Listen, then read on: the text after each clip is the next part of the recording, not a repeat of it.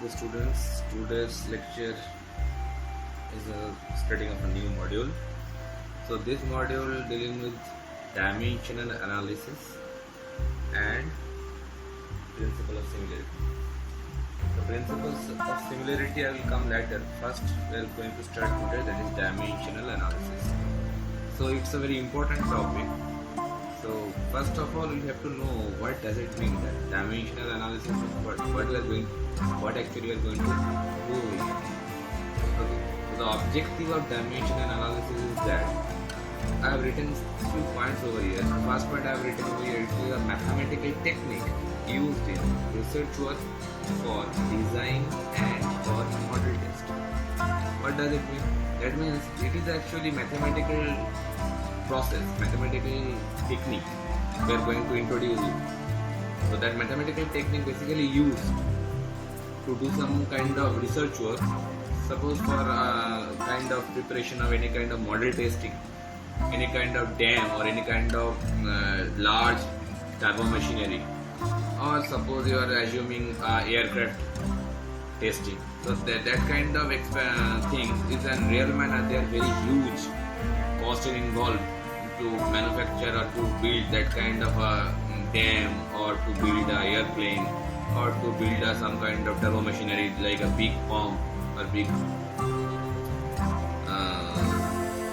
any kind of pump. So that kind of big size setups like this spillway or dam or this kind of turbo machinery. So before making those items in real manner, we should prepare a kind of model of them.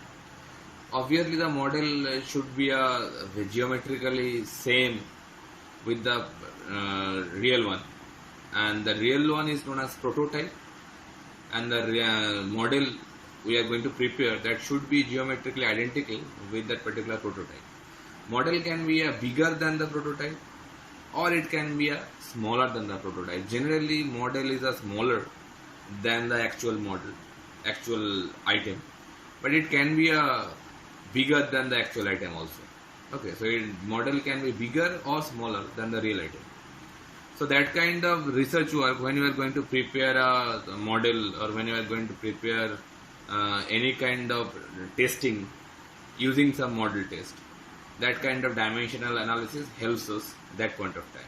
That's why I have written the first point. Now, second point I have written over here is simplifying a real problem by appealing to dimensional homogeneity to reduce the number of relevant variables. So, what what is relevant variables or what is dimensional homogeneity? That I will clarify later. Okay. So, first of all, just I am pointing out the things why you are going to adopt this dimensional analysis. So real problem is any kind of real problem dealing with any kind of fluid flow. Suppose a pipe is there, inside that pipe a flow is occurring. So obviously some frictional head loss will encounter over there.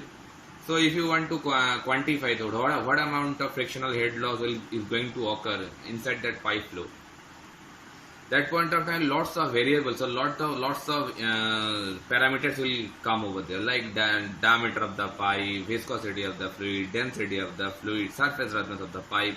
Lots of parameters will come over there. Now if you try to reduce the number of these relevant variables means those variables which are actually dealing with that particular real problem over this pipe flow problem, like diameter of the pipe, density of the fluid, viscosity of the fluid. These are the relevant variables dealing with the problem. And dimensional homogeneity is a kind of maintaining a dimension for a linear equation. I will clarify later. So this kind of real problem, if you want to reduce the number of relevant variables, that point of time that dimensional analysis will help you a lot. Okay. And third point I have written over there that it deals with the three very important dimensions.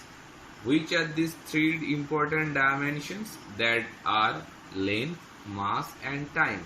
So we are going to play with these three important parameters: length, mass and time.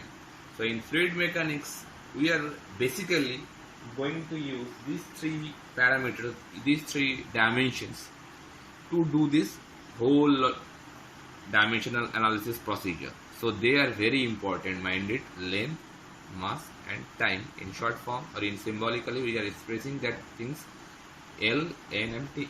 and T. Okay. So first of all we should know some basic things to do the process, like what are primary dimensions. So in fluid mechanics, particularly in fluid mechanics, we are basically studying this subject only. So we are going to assuming these three items M, L and T along with one thing, that is temperature. Temperature is represented by theta generally. Okay. So this mass, length, time and temperature, these four items actually in scope of fluid mechanics we are using like primary dimensions. Primary dimension, you people know very well about these things, like they are not dependent on anything, any other units. They are also known as basic units or primary units. And the second thing is, if we go for suppose we are in scope of physics. So in physics basically some more units will come over there. In physics if we go for these primary dimensions, so some more unit parameters will come over there. They're like electric current, like in terms of ampere, or luminous intensity in terms of candela, and the amount of substance it is expressed in mole. So these three items along with these four will be added if we are dealing with any physics subject. So we are concerned about only fluid mechanics over here. So we are only going to put our attention in these four primary units. Most of all we are going to use this M, L and T. Very rarely we are going to use this temperature also. Okay, mind it, theta is representing here temperature. Okay, A for ampere, that is current, amount of current. C is the candela, that is luminous intensity, and mole is the amount of substance. Okay, so these are not needed for in this fluid mechanics subject. And the second important thing is that is along with the primary dimension we should go with the derived quantities also. So derived quantities, these are very basics, but these will be needed over here. Derived quantities means using this primary quantity, primary dimensions, what we can derive from them. So derived quantities in fluid mechanics subject, what we are going to use over here, I am discussing regarding them only, like geometry, dealing with the geometry. That means when we are going to dealing with geometry, that means they are only dealing with, suppose this kind of dimensions you are well known with them. Area, obviously it will come with L square, represented by L square. Then go for volume, it is represented by L cube. Or you can go for moment of inertia. Moment of inertia, it will not be very needed for fluid mechanics, but when I am going to clarify, so it should be encountered over here. So derived quantities in terms of geometry, you can consider them area, volume, moment of inertia. They all are dealing with the geometry of that particular system. If it is a circular, it can be a rectangular system, it can be any kind of shape. So geometrically you can think about all those things. Suppose we are going for kinematics. Kinematics means dealing with the motion. So from kinematics point of view, some derived unit we can assume like velocity. It is very important. It is represented by L by T. Then we can try to write it in this manner. L T to the power minus 1. It will be helpful for us. Then write, you can take it acceleration in short form ACCL. It will be expressed by L T to the power minus 2.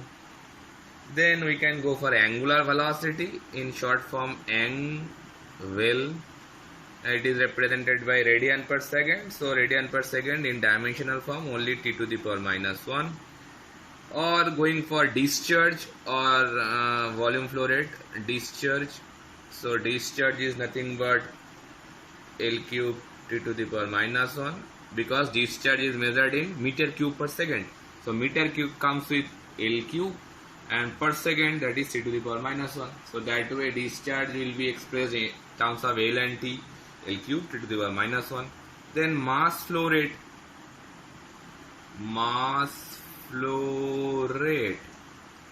we represent that thing by m dot. So here we are going to represent m LT term. So m T to the power minus 1. M means the mass and T to the power minus 1 coming for the time. So these are the derived quantities dealing with the kinematics part. Now if we go with dynamics part, dynamics means we are dealing with the force, or we are dealing with the mass. So dynamics, when we are going to dealing with force, so obviously force will come first. Force is a representation of mLT term. It can be represented by mL T to the power minus 1. T to the power minus 2. If you have any confusion why it is coming so, I can express it like this way. Force is equals to mass into acceleration. So mass will be represented by okay, not kg. I am going to express in mLT terms, so it should be expressed by m. So mass is coming with m, and acceleration is coming with meter per second square. So meter means L, and second divided by second square. So second square, if you use it like this way, so mL T to the power minus 2, that is basically a representation of force. We are going to randomly use these things, so it must be clear from the beginning. So otherwise it will create lots of problem for you. Or like take energy, or rather say work, they belongs to the same unit, or say heat. All these are coming with the same unit. So it can be expressed like m L square T to the power minus 2. Again, if there is any confusion, so just make them clear, because energy or work or heat in SI unit we are express it by Newton meter, isn't it? So Newton is nothing but force, because Newton is a unit of force, and force already you have expressed by this thing. So Newton is expressed by mL T to the power minus 2, and this is also meter, so it is also a unit of L. Okay, so that way that will produce that m L square T to the power minus 2. If it is creating any confusion, come back to me, I will clarify it again. Okay, so similarly, that any one derived quantities like pressure is very needful or very essential for any fluid mechanics problem. So pressure, although you can say for stress also, because pressure and stress, they are giving or expressed by same unit. So pressure or stress, it is expressed by m L to the power minus 1 T to the power minus 2. Why it is written so? Any confusion? So make them clear. So basically pressure is expressed by force per unit area, and force already I have expressed by m L T to the power minus 2. m L T to the power minus 2, that is the force, and divided by area. Area means L to the power minus 2. So that way it is producing that m L to the power minus 1 T to the power minus 2. So that will be the unit system of pressure or stress in terms of MLT system. Okay, then going to proceed to the next video. Okay guys, starting with the next, that is already we have completed that derived quantities with geometry, then coming with kinematics, then dynamics. Now if we start with fluid properties.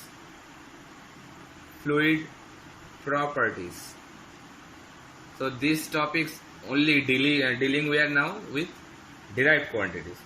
Which fluid property is very important here? That is density, is very well known to us.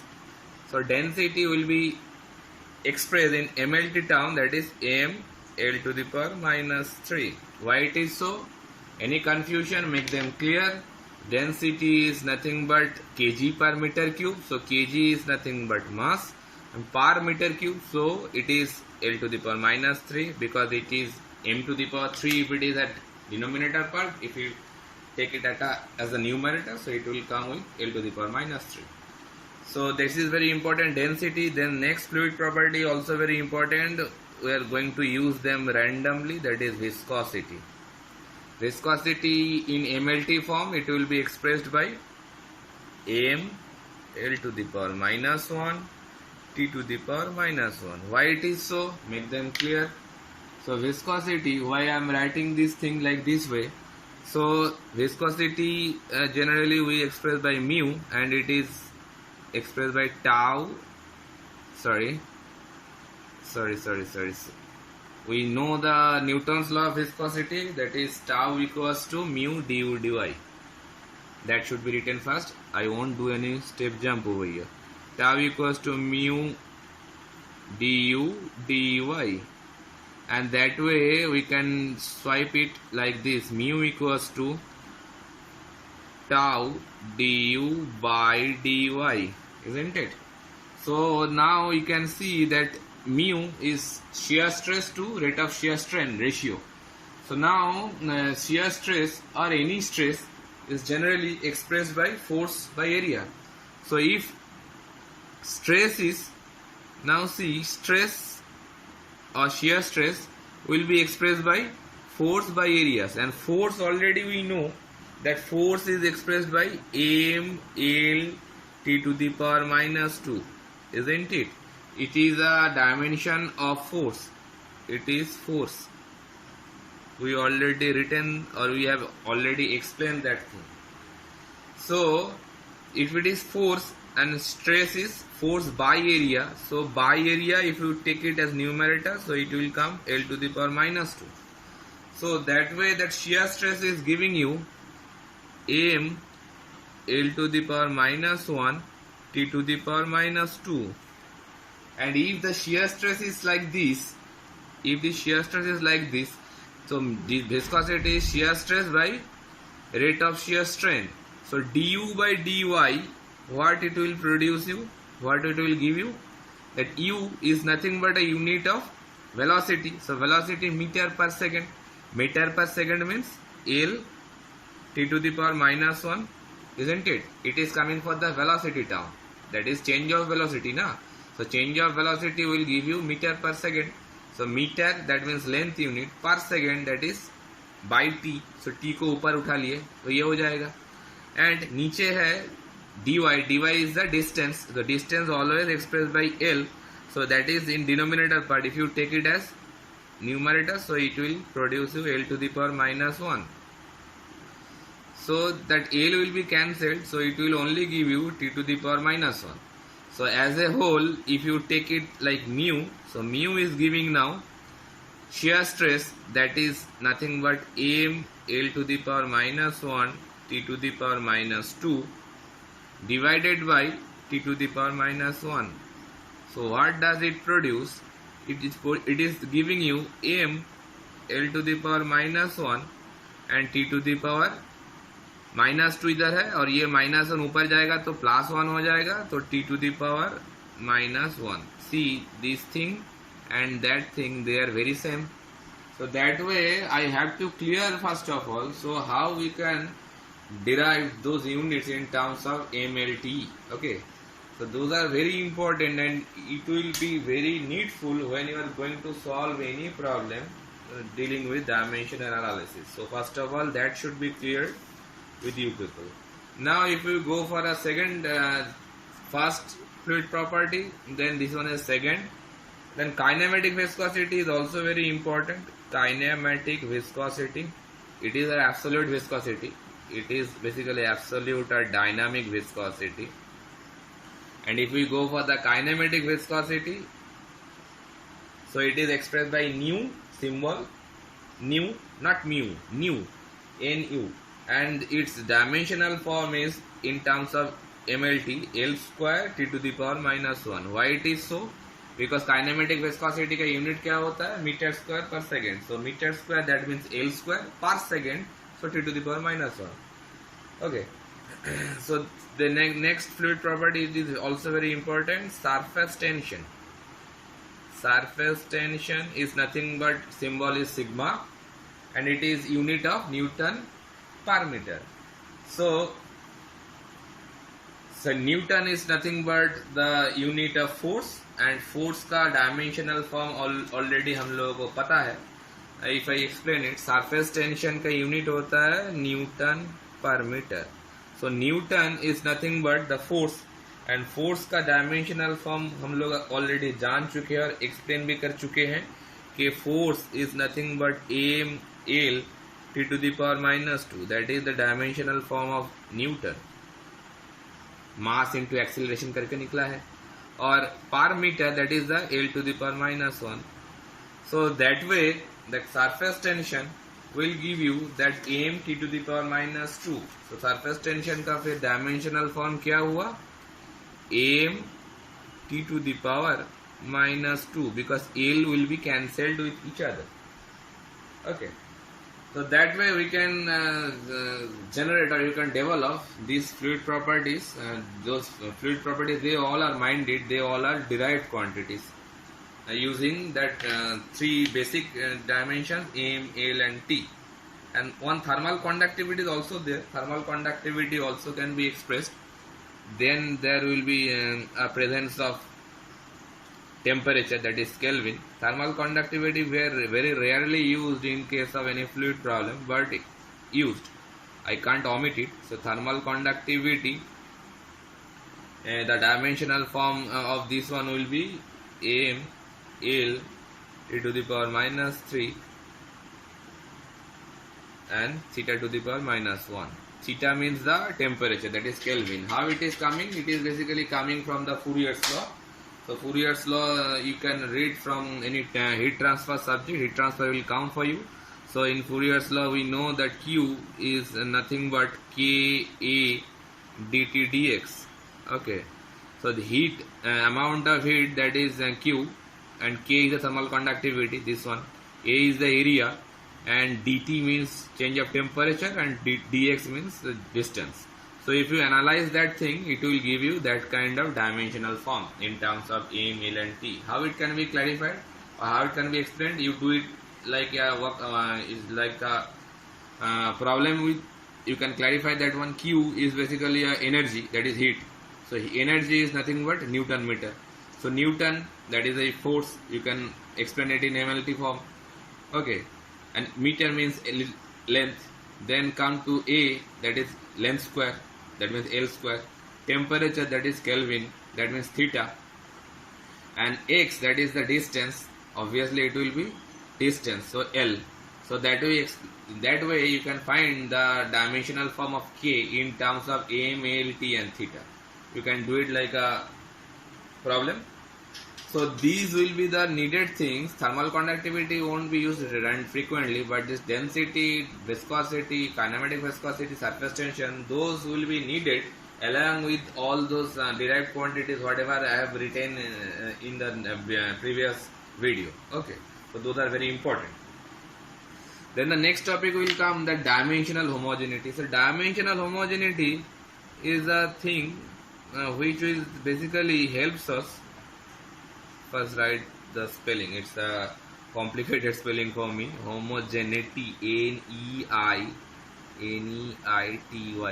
Dimensional homogeneity, basically it is any kind of physical equation. Suppose in a linear equation. Suppose P by rho G plus V square by 2G plus Z equals to the total energy. Suppose H, energy head.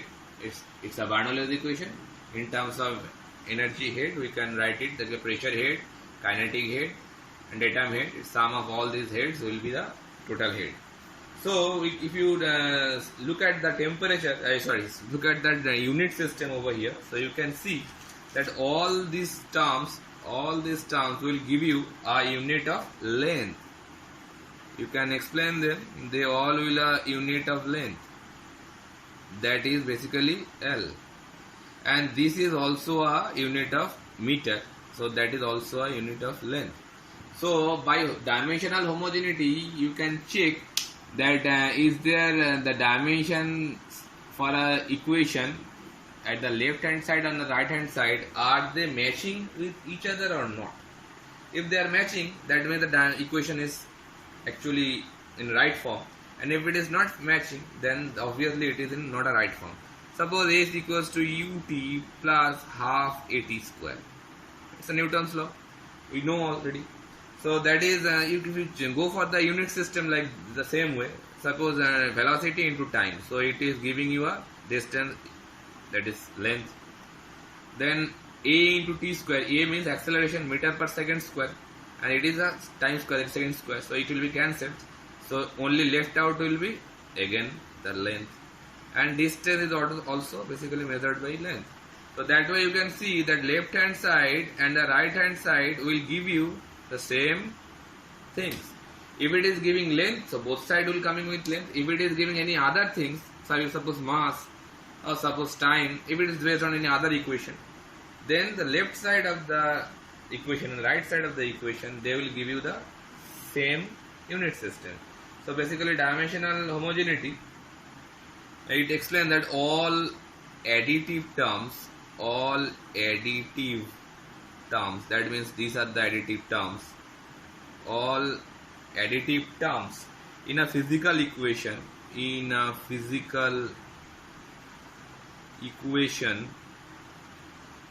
must have the same dimensions, must have the same dimensions. Okay, basically it's the important tool, it's the useful tool, useful tool for checking any formula. If it is right or wrong, you can check by checking this dimension. So that is the dimensional homogeneity as a whole. Okay, now in our next video we are going to introduce a theorem which is very important for this dimensional analysis point of view, which is known as Buckingham's pi theorem. Okay, going to next part.